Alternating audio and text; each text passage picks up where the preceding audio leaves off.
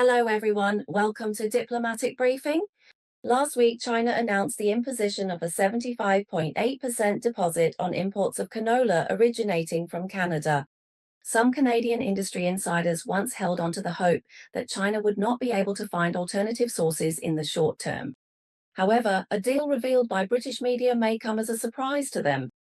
On August 18th, Reuters, citing two traders, reported that after China imposed temporary measures on Canadian canola, COFCO Group had already ordered about 50,000 tons of new season Australian canola, which is expected to hit the market in October. Another source told Bloomberg in the United States that after the announcement was made, this major Chinese trading giant accelerated its efforts to secure supplies from Australia. According to two sources directly familiar with the deal, the canola previously purchased by COFCO Group is expected to be shipped between November and December, and negotiations are currently underway for additional transactions. The sources said that the purchase price this time was below $600 per ton. The report pointed out that this transaction will mark China's first import of canola from Australia in years. Australia is the world's second largest exporter of canola, but it has been shut out of the Chinese market since 2020, mainly because its products failed to meet China's import standards. In July, Reuters cited Australian industry sources as saying that China and Australia were close to finalizing a framework agreement to meet China's phytosanitary requirements for preventing the spread of blackleg disease. If both sides can reach an agreement on the framework, Australian suppliers will make trial shipments of 5 batches of canola to China, with a total volume of about 150,000 to 250,000 tons. It is still unclear whether COFCO Group's recent purchases are part of these trial agreements. A Singapore-based trader stated that one of the shipments has already been finalized. There are reports that they will purchase even more, and more deals are expected to be concluded soon. Another Singapore-based trader added that, judging from the crushing margins for canola in China, the current prices are very favorable. This batch of canola soon to be shipped to China comes from Australia's new season crop, which will be harvested in the coming months. He said that the shipment is expected to arrive in China around the end of December or early next year. According to a Bloomberg report, anonymous sources added that China and Australia have not yet reached an official agreement on phytosanitary issues, and the final details of the related transactions are still to be determined. A spokesperson for the Australian Department of Agriculture also responded, saying that this is an ongoing and actively promoted intergovernmental dialogue, and the specific details have not yet been finalized. Since the beginning of this year, China has announced a 100% tariff on canola, canola meal, and peas originating from Canada, and a 25% tariff on Canadian seafood and pork. When the Customs Tariff Commission of the State Council of China announced the relevant decision in March, it pointed out that the Canadian government's tariff increases on Chinese electric vehicles, steel, and aluminum products seriously infringe upon China's legitimate rights and interests and undermine China-Canada economic and trade relations. On August 12th, after a year-long investigation, China's Ministry of Commerce issued an announcement determining that imported canola originating from Canada was being dumped. It decided to implement temporary anti-dumping measures in the form of a security deposit. Starting from August 14th, all Canadian companies would be required to pay a 75.8% deposit, which essentially amounts to an additional tariff. In addition, on the same day, China also announced the initiation of an anti-dumping investigation into imported pea starch originating from Canada and determined that aged butyl rubber from Canada was also being dumped. Similarly, starting from August 14th, security deposits will be collected from each company according to the preliminary deposit rates determined in the initial ruling. Davidson, the chairman of the Canola Council of Canada, said that this tax rate essentially amounts to closing the door for Canadian canola to enter the Chinese market. A trader operating an oilseed processing plant in China added that these measures show that the Chinese side is extremely angry with the Canadian government. They suddenly raised the tariff to 100%, which was completely unexpected. China is the world's largest importer of canola, and more than half of Canada's canola is exported to China. In 2024, the value of Canadian canola exports to China was nearly $5 billion Canadian dollars. Canadian farmer Cody Legge grows over 800 acres of canola north of Okama, Saskatchewan. He said that he has spent his entire career growing canola and has never experienced such intense pressure. He said, "For me, this is absolutely unprecedented." Legge mentioned that in recent years the cost of fertilizer has doubled, while the price of canola has only increased by 20%.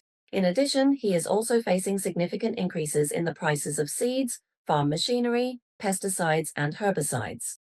Legge sighed and said that the cost line and the income line are gradually converging, and obviously you start to worry about whether there will be enough funds to keep operating in the future. He said, "For us, this is a very bad time." According to a report by CBC, the Chinese decision came just a few weeks before the start of the canola harvest season in Canada. Canola growers in British Columbia are facing losses of several $1 million. Wei Beihua, who grows 800 acres of canola locally, said that earlier this year, the price per bushel of canola was between $15 and $16, but since then it has dropped to between $12.5 and $13.2, which is far from the peak of $27 per bushel in 2022.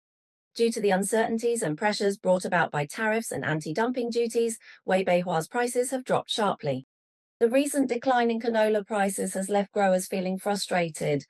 And just as farmers are about to be hit hard, Canadian scholars and experts question every year whether it is worthwhile for Canada to impose a 100% tariff on Chinese electric vehicles, and whether these tariffs should be removed, in hopes that the Chinese side might cancel the collection of deposits.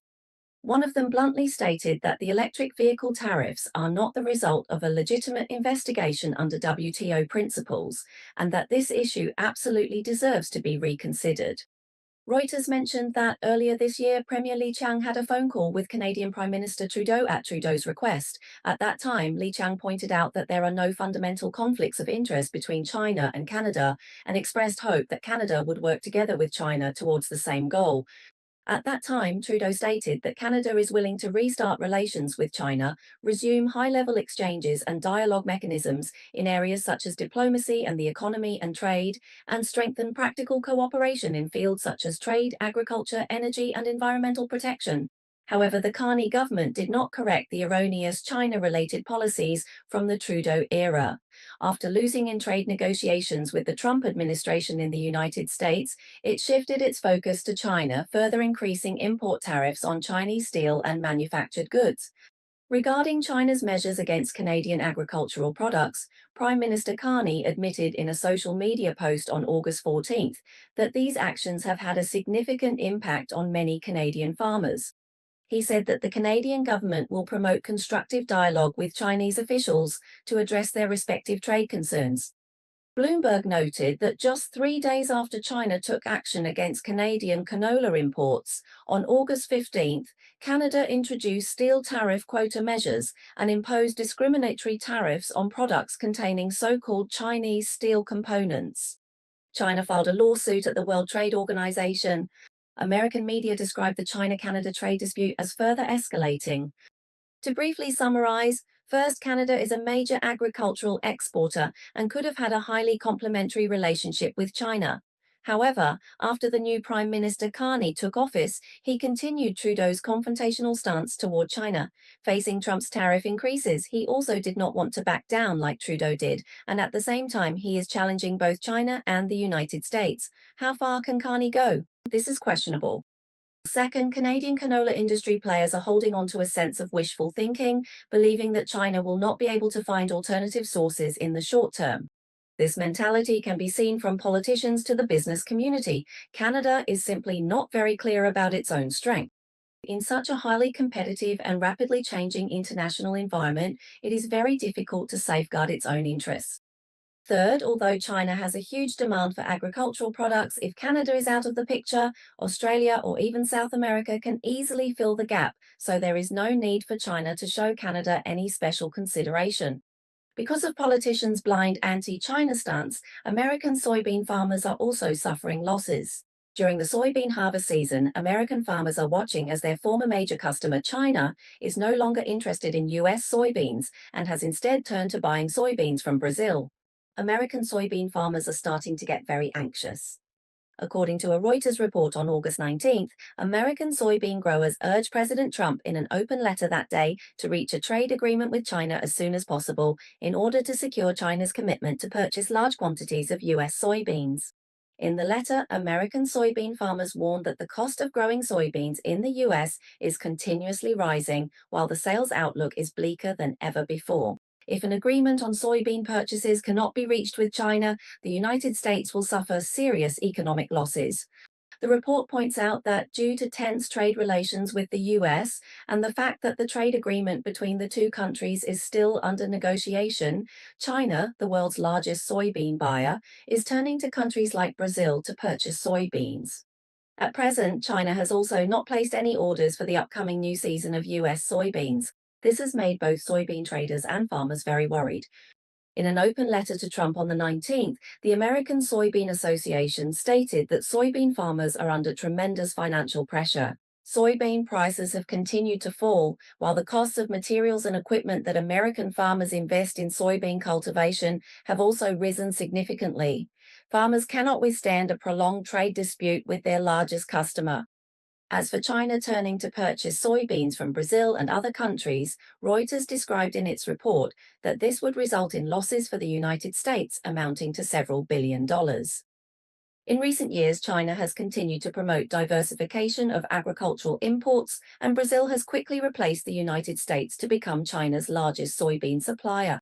What makes American soybean farmers feel even more bitter is that, according to official data from the Chinese customs, although China's soybean imports increased again this July compared to last year, imports of US soybeans were only about 15% of those from Brazil. It is believed that as the harvest season approaches, soybean farmers and businesses will increase their pressure on Trump